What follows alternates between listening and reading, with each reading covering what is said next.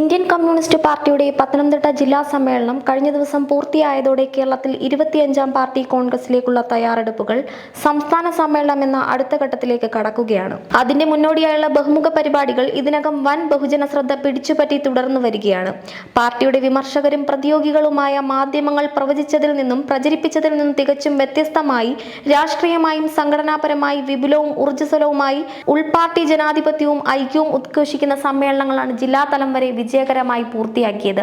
ജനുവരി ഫെബ്രുവരി മാസങ്ങളിൽ സംസ്ഥാനത്തെ 11,143 ബ്രാഞ്ചുകളുടെയും March April മാസങ്ങളിൽ 1,457 ലോക്കലുകളിലെയും മെയ് ജൂൺ മാസങ്ങളിലായി 182 മണ്ഡലങ്ങളിലെയും ജൂലൈ ഓഗസ്റ്റ് മാസങ്ങളിലായി 14 ജില്ലകളിലെയും സമ്മേളനങ്ങൾ പൂർത്തിയാക്കി.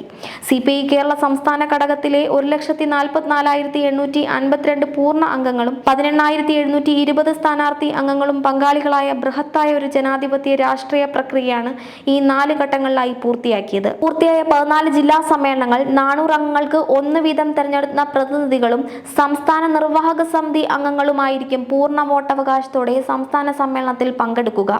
പാർട്ടിയുടെ സംസ്ഥാന സമ്മേളനം സംസ്ഥാന കൗൺസിൽ തീരുമാനിച്ചത് പ്രഖ്യാപിച്ചതോടെ ഉൾപാർട്ടി ജനാധിപത്യ പ്രക്രിയ പരിമിതപ്പെടുത്താനും നേതൃഘടകങ്ങളിലേക്ക് ജനാധിപത്യപരമായ തെരഞ്ഞെടുപ്പ് തടയാനും പാർട്ടി നേതൃത്വം ശ്രമിക്കുന്നതായി ഒരുപറ്റം മാധ്യമങ്ങൾ തെറ്റിദ്ധാരണാജനകമായ വാർത്തകൾ വൻ പ്രാധാന്യത്തോടെ പ്രചരിപ്പിക്കുകയുമുണ്ടായി.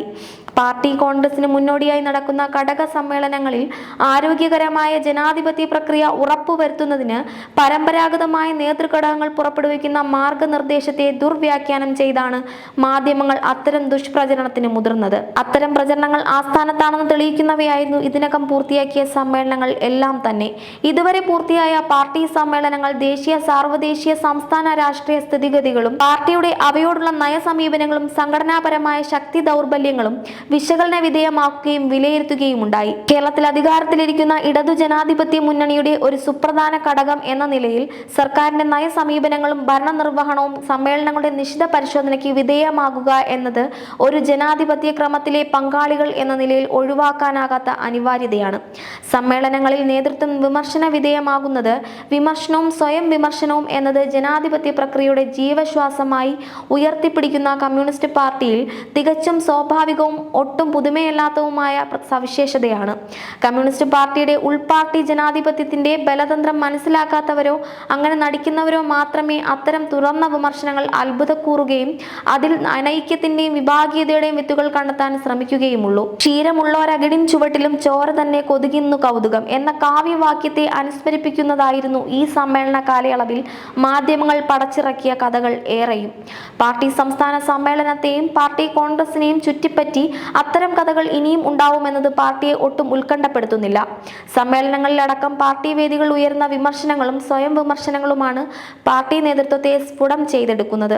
കേരളത്തിലെ LDF സർക്കാരിലെ ഒരു സുപ്രധാന പങ്കാളി എന്ന നിലയിൽ ഭരണനയങ്ങളിലും നിർവഹണത്തിലും പാർട്ടിക്കുള്ള വിമർശനങ്ങളും വിലയിരുത്തലും മുന്നണിയെയും ഭരണത്തെയും ശക്തിപ്പെടുത്തുക എന്ന ദൗത്യമാണ് നിർവഹിക്കുന്നത്. ആ ദൗത്യം ഫലപ്രദമായി നിർവഹിക്കുന്നതിൽ ഇതിനകം പൂർത്തിയായ സമ്മേളനങ്ങൾ പ്രതീക്ഷയ്ക്കൊത്ത് ഉയർന്നതായാണ് വിലയിരുത്തപ്പെടുന്നത്.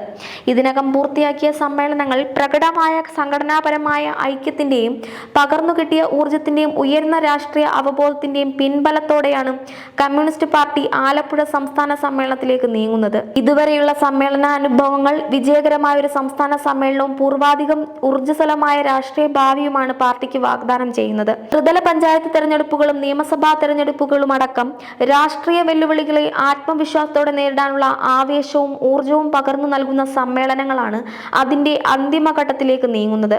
ആലപ്പുഴയിൽ നടക്കുന്ന സംസ്ഥാന സമ്മേളനം ചണ്ഡീഗഡിൽ നടക്കുന്ന 25ാമത് പാർട്ടി കോൺഗ്രസിലേക്കുള്ള 100 പ്രതിനിധികളെ തെരഞ്ഞെടുക്കും. ശതാബ്ദി ആഘോഷിക്കുന്ന പാർട്ടി ഈ പാർട്ടി കോൺഗ്രസോടെ രാജ്യം നേരിടുന്ന അഭൂതപൂർവമായ രാഷ്ട്രീയ വെല്ലുവിളികളെ നേരിടാൻ പര്യാപ്തമായ വിശാല ദേശീയ ചെറുത്തുനിൽപ്പിൽ നിർണായക പങ്കാളിയും മുന്നണി പോരാളിയുമായി മാറുക എന്ന ലക്ഷ്യത്തോടെയാണ് മുന്നേറുന്നത്.